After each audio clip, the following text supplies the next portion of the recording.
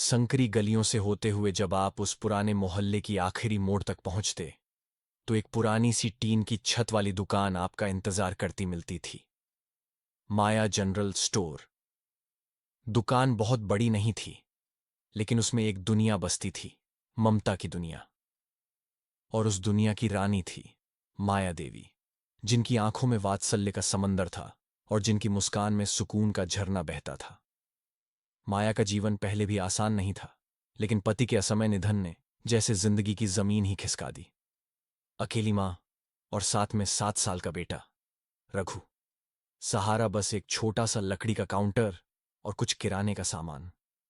मोहल्ले के कोने में यह दुकान जैसे माया की उम्मीदों की आखिरी डोरी बन गई थी। माया हर सुबह 4 बजे उठती, लकड़ी के चूल्हे पर चाय चढ़ाती, बेसन के पकोड़े बनाती और दुकान के सामने लगाकर बच्चों को बुलाती। उसकी चाय में सिर्फ दूध और शक्कर नहीं, उसके प्यार की मिठास भी घुली होती थी। माया की दुकान मोहल्ले की जरूरत से ज्यादा एक भावना बन चुकी थी। रमजान के महीने में रोजेदारों के लिए खजूर रखती, दीपावली पर मुफ्त में लक्ष्मी जी के पोस्टर बांटती और होली पर हर बच्चे को थोड़ी सी अबीर थमाकर कहती, बेटा, रंगों में भेद नहीं होता। वो दुकान एक पनाह थी, एक आसरा थी, जहां हर पीढ़ी की भूख मिटती, हर मन को राहत मिलती। लेकिन माया की असली कमाई थी उसका बेटा रघु, उसकी आंखों का तारा, उसके सपनों की उड़ान। रघु तेज था, होशियार था और मां से वादा कर चुका था, मां, मैं इंजीनियर बनूंगा, हमारी दुकान एक दिन सुपरमार्केट बनेगी। माया उसकी आंखों में सपना देखती और अपने मन में उसे पालती, मगर कोचिंग, किताबें, फीस, ये सब किसी पहाड़ से कम नहीं था। माया ने अपने शादी के झुमके गिरवी रख दिए, अपनी पायल उतार दी। लोग ताने देते, इतना पढ़ा के क्या मिलेगा? पर माया सिर्फ मुस्कुरा देती, मुझे मेरा बेटा मिलेगा, और क्या चाहिए। जुलाई की एक रात आसमान जैसे फट पड़ा था। बारिश रुकने का नाम नहीं ले रही थी। बच्चे भीगते हुए स्कूल से लौट रहे थे। माया ने दुकान बंद नहीं की, बल्कि टीन के शेड के नीचे बच्चों को रोका, गरम चाय पिलाई और अपने पुराने दुपट्टे से उनके बाल सुखाए। एक पड़ोसी ने पूछा, माया, तू क्यों इतना करती है सबके लिए? माया ने बस इतना कहा, मां, होने के लिए खून का रिश्ता जरूरी नहीं, बस दिल में जगह होनी चाहिए। रघु की बोर्ड परीक्षा के बाद माया की तबीयत बिगड़ गई। डॉक्टर ने डायबिटीज और हाई बीपी की वजह बताई। वह कमजोर हो गई थी, लेकिन मन में सिर्फ एक चिंता, रघु का फॉर्म भर गया ना। रघु मां को अस्पताल में देखकर टूट गया, लेकिन उसे पता था कि मां की हिम्मत ही उसकी असली दौलत है।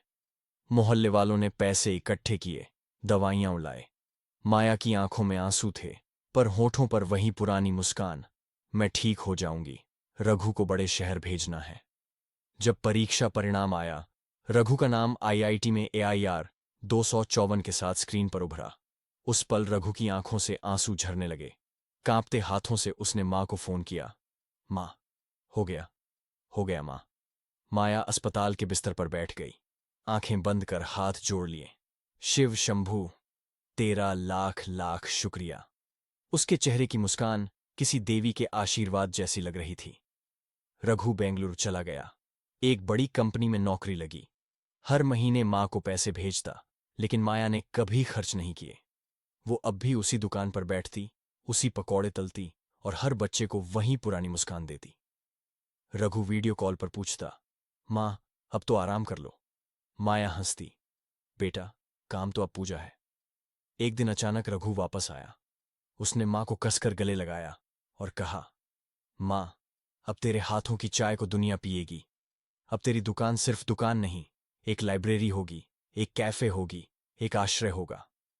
मोहल्ले की उसी दुकान में अब रंगीन दीवारें थीं, किताबों की अलमारियां थीं और एक बोर्ड, ममता कैफे लाइब्रेरी, चाय मुफ्त नहीं, मगर प्यार शामिल है। रघु की कोशिशों से माया की दुकान इंटरनेट पर वायरल हो गई। यूट्यूब चैनलों पर इंटरव्यू आने लगे, the mother behind the cup, the woman who brood love, Maya Devi, the real चाय वाली। मगर माया वैसी की वैसी रही। एक दिन एक लड़की सुहानी, जो लेखक थी, वहां आई और बोली, काकी, आपकी जिंदगी पर किताब लिखना चाहती हूं। माया ने मुस्कुराकर कहा, मेरी जिंदगी कोई कहानी नहीं, वो हर उस माँ की दुआ है जो अपने बच्चों को बिना शर्त बड़ा करती है। अगर लिख सको तो जरूर लिखो। रघु ने मोहल्ले में एक निशुल्क स्कूल खोला, माया बाल निकेतन। वहां गरीब बच्चों को पढ़ाया जाता, खाना दिया जाता और सिखाया जाता सपने देखने की हिम्मत रखना। स्कूल के बाहर एक बोर्ड टंगा था, जिस दुकान की छत टपकती थी वहीं से निकलते हैं आज अरमानों के सूरज। मां की ममता की छाया में जिंदगी ने फिर से जीना सीखा।